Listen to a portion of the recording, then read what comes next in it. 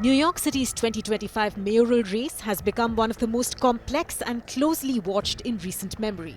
With incumbent Mayor Eric Adams dropping out after a year of political turbulence, the contest has come down to three key figures: Democrat Zohran Mamdani, Independent Andrew Cuomo, and Republican Curtis Sliwa.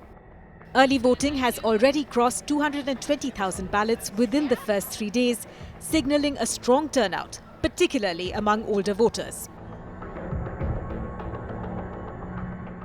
Assembly member Zohran Mamdani, a 33-year-old Democratic socialist representing Queens, is the Democratic nominee. He rose to prominence after defeating former Governor Andrew Cuomo in the Democratic primary, a race where he combined grassroots organizing, a clear affordability message, and strong support from young and immigrant voters. His campaign focuses on affordability and equality: a rent freeze for stabilized units, free city buses, universal childcare, and a new Department of Community Safety that deploys mental health outreach workers. 6 years ago, shortly after I had announced I was running for assembly, a well-meaning Muslim uncle pulled me aside. He smiled softly and looked at me with care.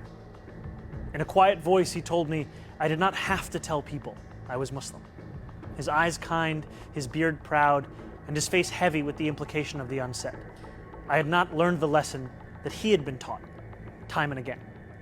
It is the lesson that safety could only be found in the shadows of our city. I want to speak to the memory of my aunt, who stopped taking the subway after September 11th because she did not feel safe in her hijab.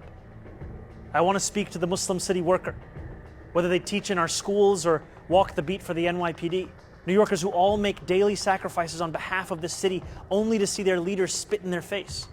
I want to speak to every child who grows up in New York marked as the other, who is randomly selected in a way that rarely feels random, who feels that they carry a stain that can never quite be cleaned. Growing up in the shadow of 9/11, I have known what it means to live with an undercurrent of suspicion. I will always remember the disdain I faced, the way my name could immediately become Muhammad, and how I could return to my city only to be asked in a double-mirrored room at the airport if I had any plan of attacking it. And since I was very young, I have known that I was spared the worst of it. I was never pressured to be an informant like a classmate of mine. I have never had the word terrorist spray painted on my garage, as one of my staff had to endure. I will be a Muslim man in New York City each of those 11 days, and every day that follows after that. I will not change who I am. I will not change how I eat. I will not change the faith that I am proud to belong to. But there is one thing I will change. I will no longer look for myself in the shadows. I will find myself in the light. He proposes funding these programs by increasing the corporate tax rate and introducing a 2% flat tax on millionaires. Mamdani has secured endorsements from Governor Kathy Hochul, Attorney General Letitia James, Senator Bernie Sanders, and Representative Alexandria Ocasio-Cortez and Jerry Nadler. At a recent rally in Queens' Forest Hill Stadium, thousands turned up alongside Sanders and Ocasio-Cortez, signaling the strength of his progressive coalition. That is why the election of Zohran is as important as our cause today. Childcare, buses, rent, and our rights. Here in New York City, it is the jewel and the center of all that is possible in America. And on November 4th, we will prove that today. We will prove it to the world, and we will prove it to the nation. And we will send a loud message to President Donald Trump that his authoritarianism is no good here.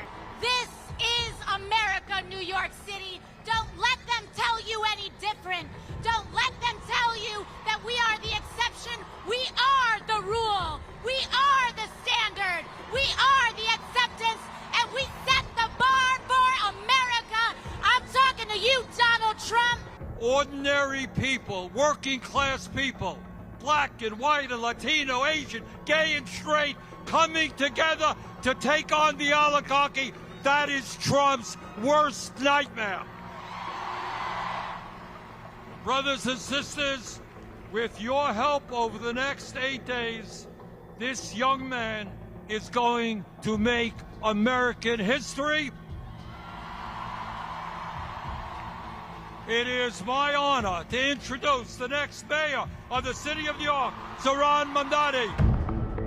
But business leaders and moderates remain skeptical. Polls show more than a third of voters view his policies as risky or unrealistic, even as he maintains a lead.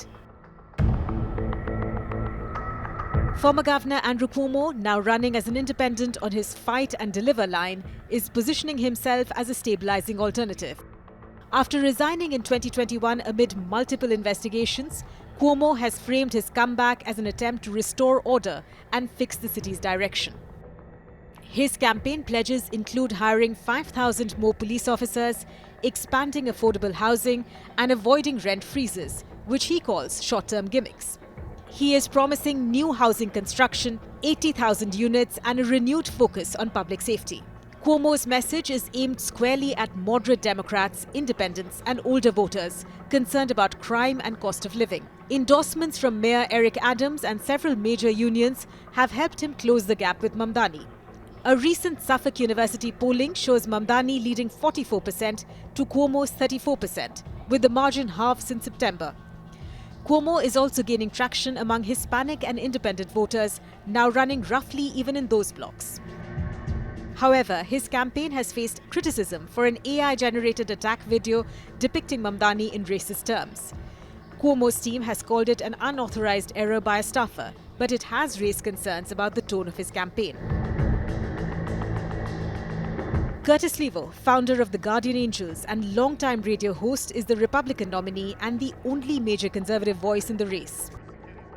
Sliwa's platform centers on expanding the NYPD by 7,000 officers, tightening rules on e-bikes, and shutting down horse-drawn carriages and kill shelters. He is running on a public safety agenda reminiscent of Rudy Giuliani's era, and he continues to draw support from outer borough conservatives frustrated with the city's trajectory. But in a city where Democrats outnumber Republicans 7-1, Sliwa's chances remain slim. Polls place him at around 11%, a share significant enough to block Cuomo from consolidating the anti-Mamdani vote. Across multiple surveys, Mamdani maintains a narrow but consistent lead. The Suffolk and Manhattan Institute polls both show him in the low to mid-40s. New York is not for sale! Cuomo about 10 points behind, and Sliwa trailing in third. Gandhi said, a society that does not treat its animals well will not treat its human beings well.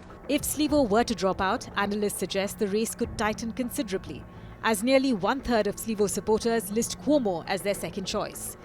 The demographic divide is clear. Mamdani dominates among voters under 40, immigrants, and the progressive base. Cuomo leads among older, moderate, and white voters. Sliwa holds small but loyal pockets in Staten Island and parts of Brooklyn. The campaign ends on the 4th of November. New Yorkers will decide who leads them next and what kind of city they want to live in.